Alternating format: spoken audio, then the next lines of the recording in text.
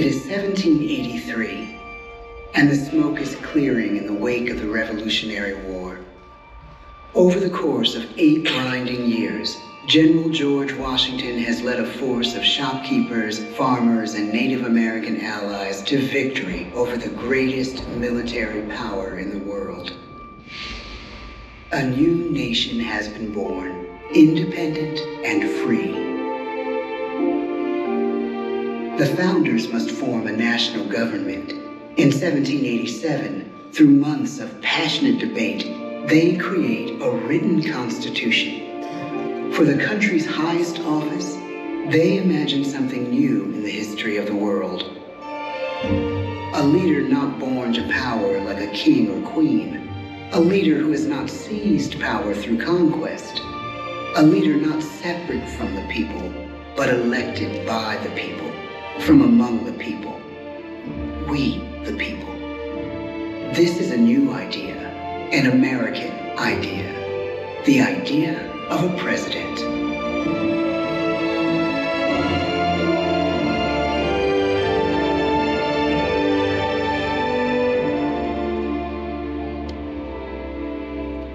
The people don't know exactly what a president will be, but there is little doubt who it will be. George Washington's stature and bearing have marked him as a leader. His integrity has made him a great one. Washington knows that many generals who have led successful revolutions make themselves dictators or kings. Instead, he steps down from power and retires to his home, Mount Vernon. The world takes note, and George Washington becomes the symbol of American ideals. In the first presidential election, it's Washington by a landslide. The only doubt seems to be his own. He writes, "Integrity and firmness is all I can promise. Integrity and firmness is exactly what we need." Everything he does as president will set a model for his successors. His final act may be the most important of all. After 2 terms, with no term limit in the Constitution and amid overwhelming support to stay in office, he steps down once again and hands power back to the people. He wants us to speak, to elect a new president.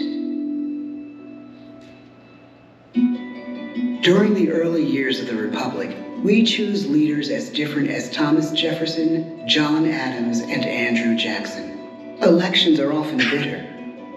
Each president stands at that fiery intersection where personal character meets the challenges of the times. Some call the presidency a glorious burden. Jefferson calls it a splendid misery. We, the people, must choose well. We elect 15 presidents before the course of history brings us to the edge of a crisis like no other. A nation born of freedom still permits slavery. As the country pushes west, will new states be slave or free? The question produces bitter conflict. The issue rocks the election of 1860 and brings Abraham Lincoln onto the national stage. The tall, lanky, some say uncouth candidate from Illinois is a master of words at a time when speeches are printed in full for people to read. A house divided against itself cannot stand, he has said. With Lincoln's election, the House does indeed divide. Civil War. 11 states secede from the Union. The war becomes a defining passage in the American story. The president's own inner strength and depth of character changed the course of history. Lincoln had come up the hard way, on the American frontier, desperately poor, with less than a year of formal schooling. His early years were scarred by tragedy, the death of his mother, his sister, his first love. He struggles with depression, but never loses his determination to rise above it. He once said he's driven by a desire to leave the world a little better place for having lived in it. The war rages. Lincoln fights to preserve the Union and end slavery. Neither is a sure thing. At Gettysburg, Pennsylvania, 6 months after one of the bloodiest battles of the war, the president dedicates a cemetery to the thousands of soldiers who died there, in words we can never forget.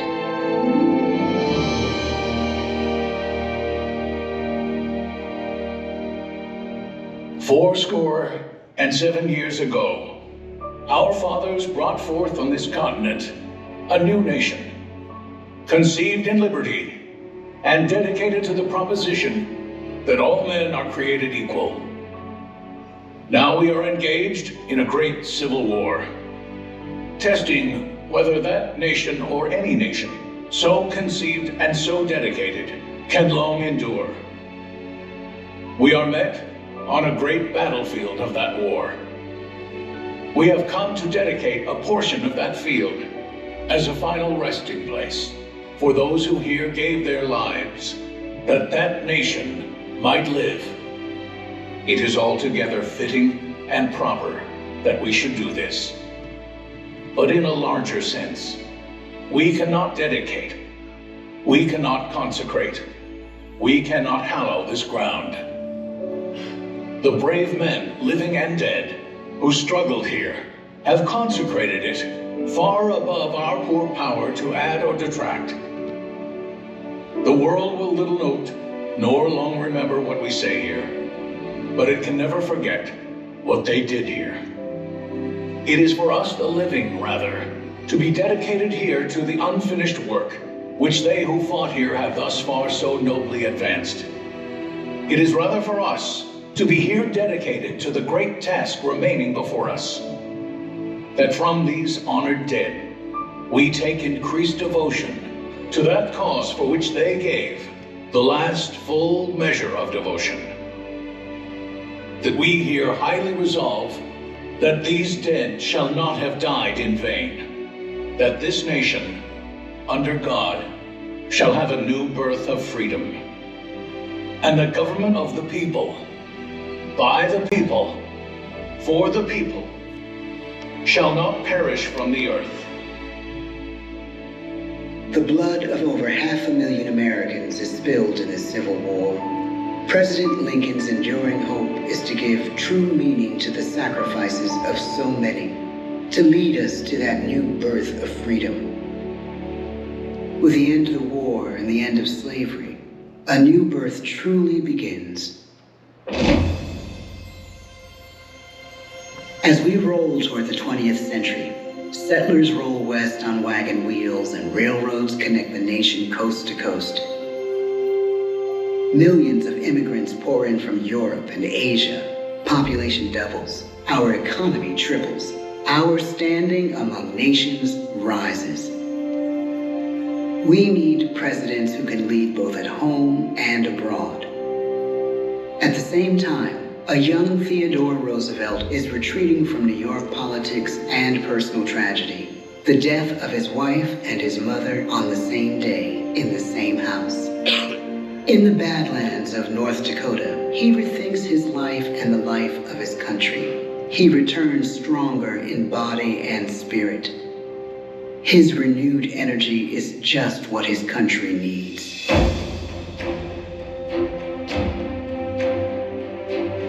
American industry is booming, but social tensions are rising. A progressive movement is bubbling up, pushing for change, and change is needed in the working and living conditions in cities. The gap widens between rich and poor. The demand for change grows stronger. Teddy Roosevelt is a knight on a crusade. He speaks with force and vitality in clear terms that make colorful headlines at a time when mass market newspapers have become the new media. To define his foreign policy, he borrows a phrase from an African proverb: speak softly and carry a big stick. But his greatest accomplishments are made at home.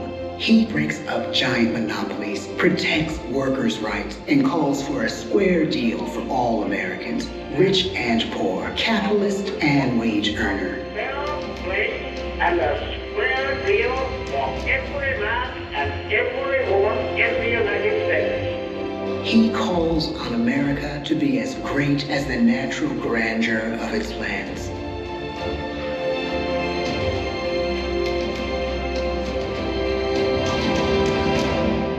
Keep your eyes on the stars and your feet on the ground, he tells us. And we do.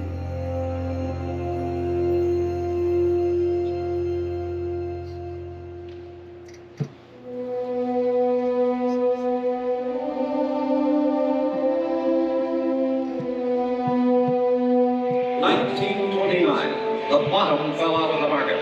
12 million unemployed. The bread lines and the soup. The results of the 1932 election now appear. When we elect our 32nd president, it is the worst of times. The course of history and the course of one president's life again shape a turning point in our national destiny. Franklin D. Roosevelt, paralyzed by polio, knows how to restore the faith of a people paralyzed by the Great Depression. I believe in practical explanation and in practical policy. He has found the inner strength his countrymen now need. He speaks to us like a friend, a neighbor. His optimism is contagious, his voice perfect for the latest breakthrough medium, radio.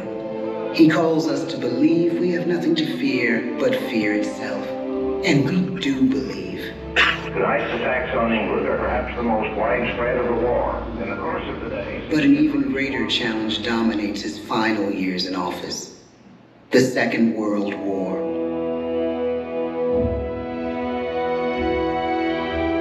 We must be the great arsenal of democracy. This is an emergency as serious as war itself. We stun the world with our production. When bombs fall on U.S. troops in Pearl Harbor, he calls us to fight on the war front and sacrifice on the home front.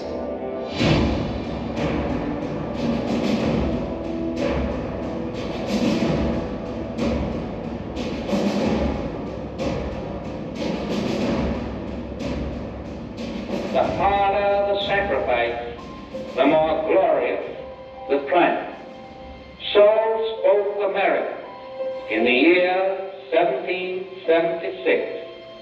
So speak Americans today.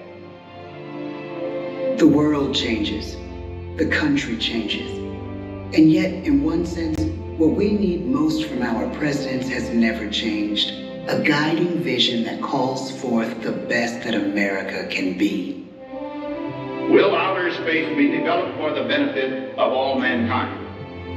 Or will it become another focus for the arms race? The choice is urgent, and it is ours to make. Ask not what your country can do for you. Ask what you can do for your country. But really, it's all of us who must overcome the crippling legacy of bigotry and injustice. And we shall overcome.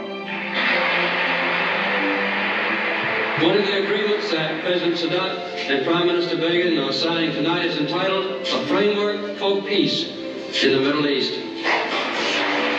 Mr. Gorbachev, tear down this wall. You have lost too much, but you have certainly not lost America. I can hear you. The rest of the world hears you. Loving this country requires the willingness to speak out for what is right, to shake up the status quo. That's America. Our presidency is no longer just an idea. It is an idea with a proud history. Ladies and gentlemen, the presidents of the United States of America.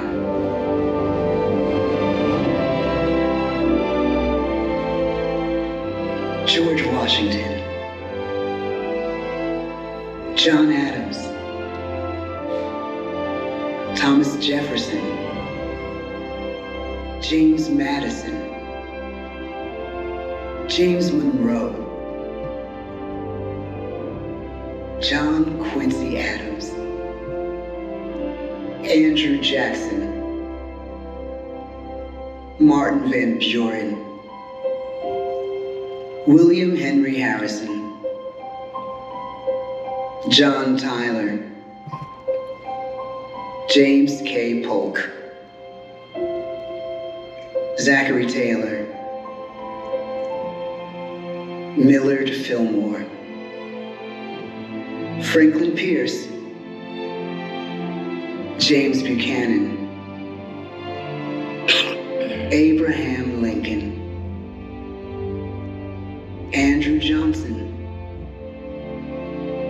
Ulysses S. Grant, Rutherford B. Hayes, James A. Garfield, Chester A. Arthur, Grover Cleveland, Benjamin Harrison, William McKinley, Theodore Roosevelt, William Howard Taft, Woodrow Wilson, Warren G. Harding, Calvin Coolidge, Herbert Hoover, Franklin D. Roosevelt, Harry S. Truman,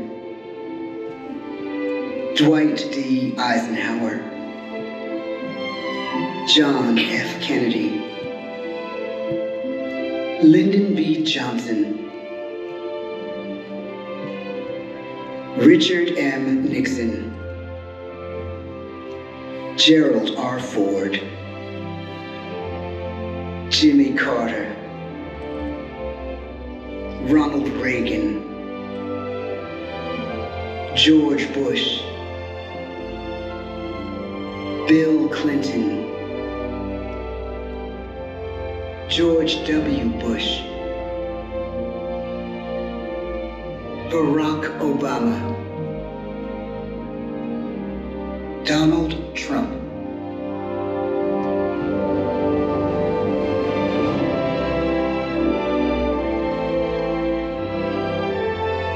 And now we come to the present.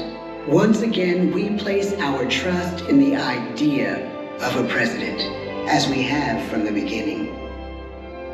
My fellow citizens, no event could have filled me with greater anxieties than that notification on the 14th day of April, 1789, that you had selected me to lead our nation. But it was with the confidence of my fellow citizens that I took an oath. 35 simple words that have been repeated by every American president throughout history. I, Joseph Robinette Biden Jr., do solemnly swear that I will faithfully execute the office of President of the United States, and I will, to the best of my ability, preserve, protect, and defend the Constitution of the United States. So help me God. The presidency of the United States is a role unique in the world, an office entrusted to each president by us, we the people. Therein lies the genius of that new idea, now over 200 years old. A new idea our presidents have turned into a great American idea again and again.